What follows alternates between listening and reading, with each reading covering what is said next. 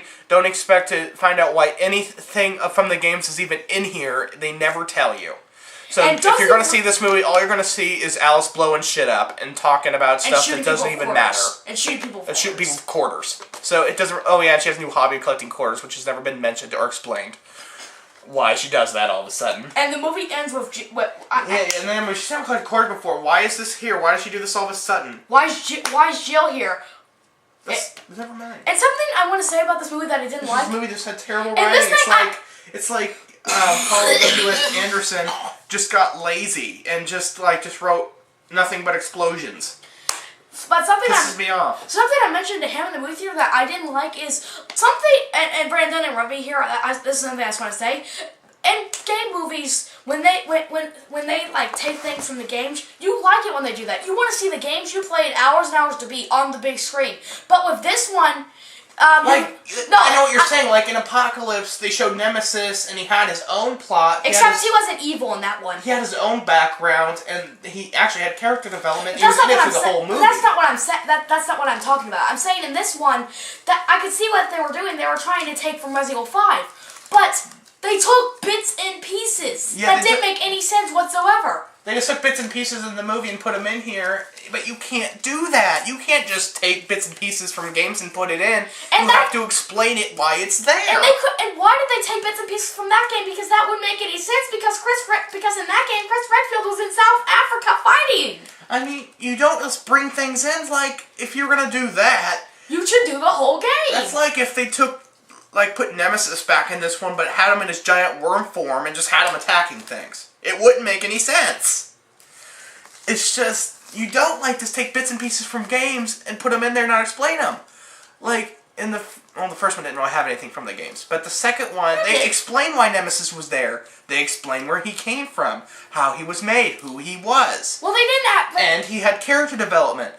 Except in Resident Evil 2, that wasn't the real Nemesis. The real Nemesis was just a zombie mutated by Umbrella. I'm just saying, though, they explained them. Yeah. 3, they had crows in it, and they explained what their crows were and why they were there. They ate the zombie brains and became infected. It was explained. And, the monster at the end of Resident Evil 3 that the guy turns into, they turns out what he was, where he came from.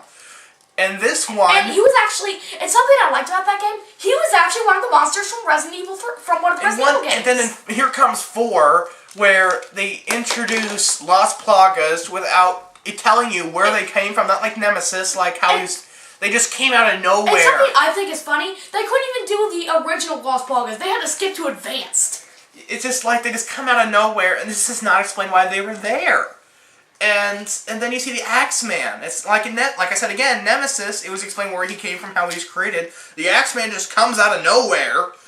It's out of the writer's ass. And just comes out of nowhere and just starts killing people and then is killed at 20 minutes later. I mean, there was no point to him being there.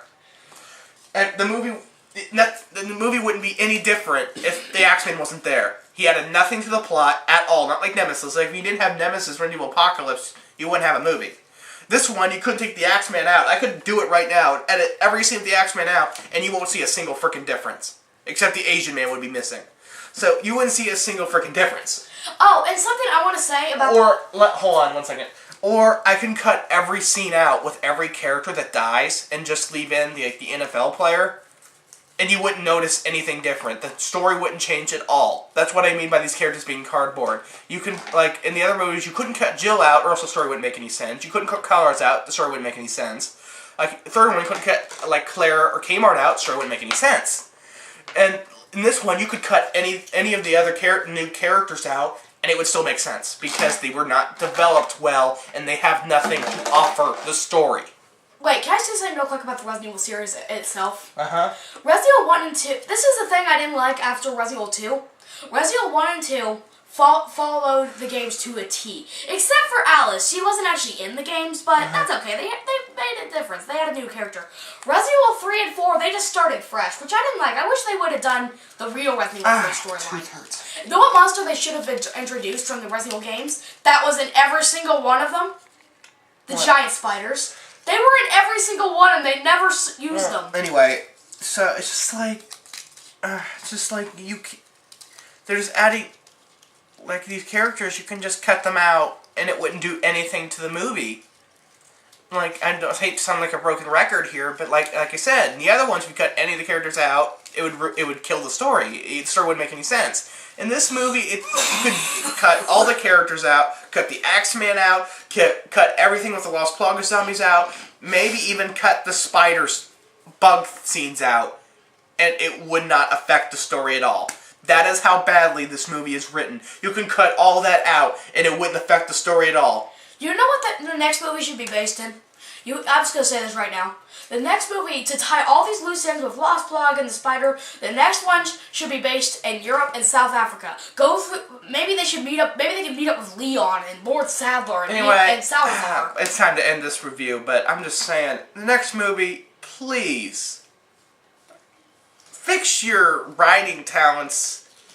I mean, this was bad. The writing was just so bad, and you guys need to fix it. If you're going to make another movie, please, fix your writing style. Actually explain characters. Give them backgrounds. Give them depth.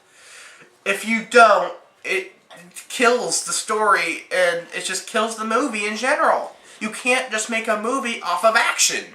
It doesn't work. That's what they tried to do with Expendables, and it sucked both ways. It's just, it doesn't work. So, I give this movie 2 points out of 5 points, I guess. I'm gonna have to give it 3. And the reason I say that is because one reason. I know I've been ranting about this along with the review about the Axeman, but still, the Axeman is a really cool character, and I'm glad I got to see him in this movie. It made no sense why he was there, but he was kind of cool seeing him there. Oh, and another thing This movie was just full of, what does the Stoned critic call it? Big-lipped alligator moments. This movie was full of them. Oh, and something I hope to see in the next movie is 2 things that would cut off.